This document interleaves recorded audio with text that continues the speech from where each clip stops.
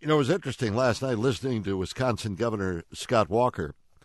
He made a number of interesting statements, and he's such an impressive figure, son of a minister and a dedicated conservative and leader. And he said, you know, it's amazing as he talked about the protests against him in Wisconsin. He said, the things you're seeing here, that's nothing compared to what I had in Wisconsin. He said, but only in politics is it considered unusual to do what you promised to do. In other words, he just followed through on what he was promised to do in Wisconsin, which was to cut the budget deficit and lower taxes for people overall and create a better business environment for the creation of jobs. And all those things have happened. So he did what he promised to do, and yet they're trying to recall him there. The unions are.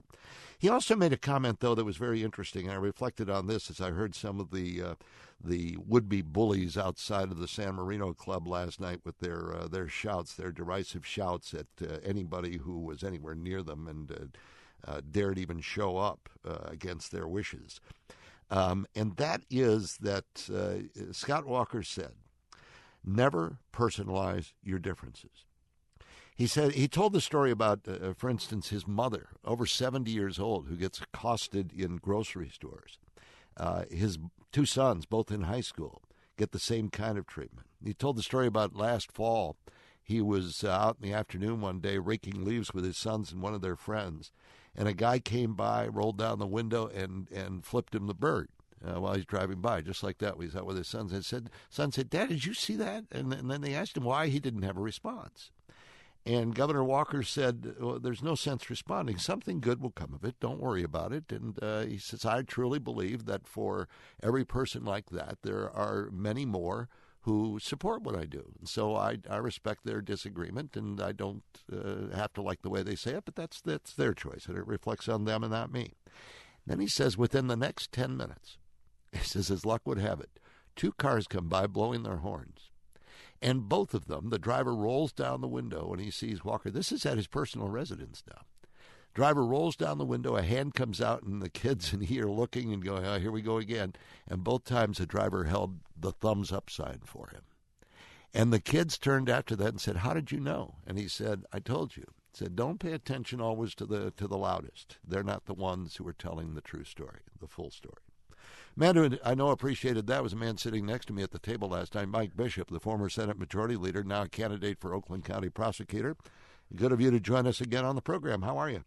I'm great, Frank. Good to talk to you. Some interesting messages from Scott Walker last night, especially the job that he's done in Wisconsin. Remarkably, he took over a $3.6 billion budget deficit 2 years ago. He has wiped that out. They got a balanced budget. Unemployment's under 7% for the first time in 6 years. Property taxes are lower, and there's a group there that wants to throw him out of office because of that.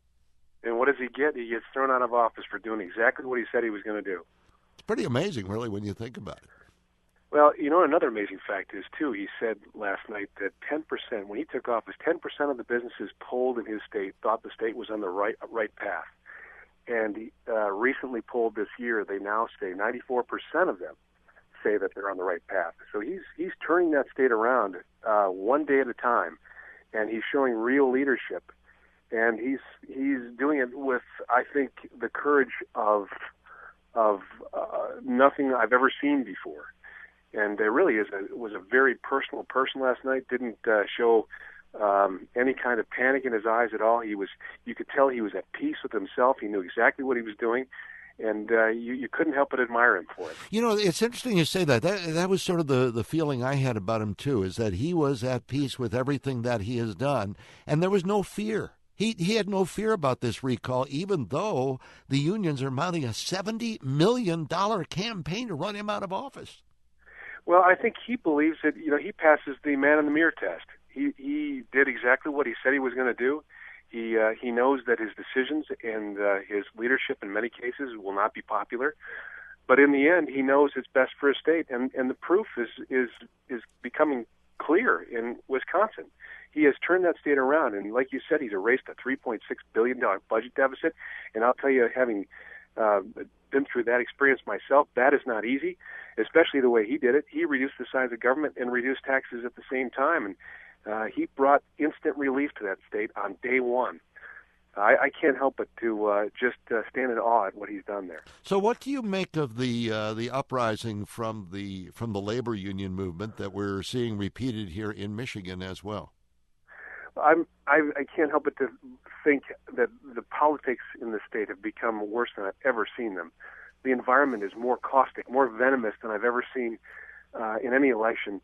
Last night I watched these folks hover over the windshields of elderly people as they came in, and beat on the side of the car and pointed their fingers. And these one elderly couple that came in was visibly shaken by the experience, walking in with fear in their eyes, and they needed to be comforted by their son who was waiting for them.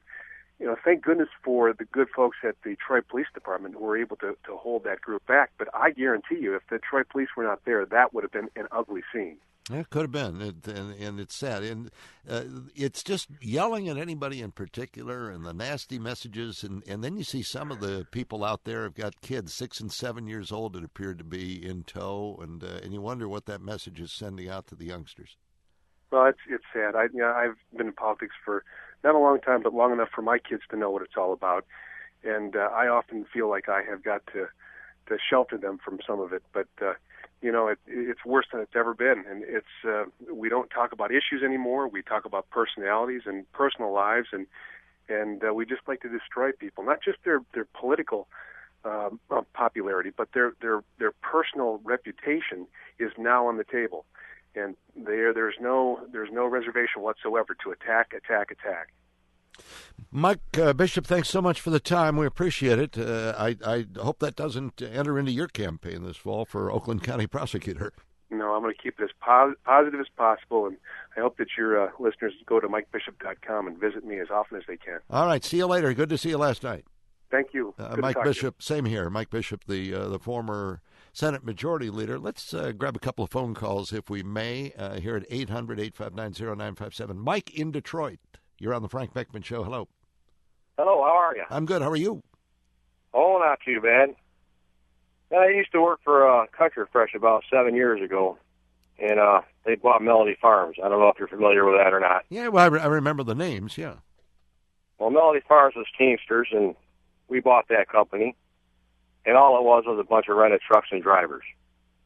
Next thing I know, there's a big fight going on about which union is going to be predominant. Well, it seems to me the company that bought Melody Farms was UAW. That's the way it's supposed to go. Yeah. Oh, no, it didn't go that way. UAW sold us right down the river. What do you mean they sold you down the river? I don't know exactly how it happened, but they didn't fight for us. They didn't say, hey, these are our members. We're staying UAW. They just let it go. Huh. Just all right. Let it go. I appreciate, and they're out of business now.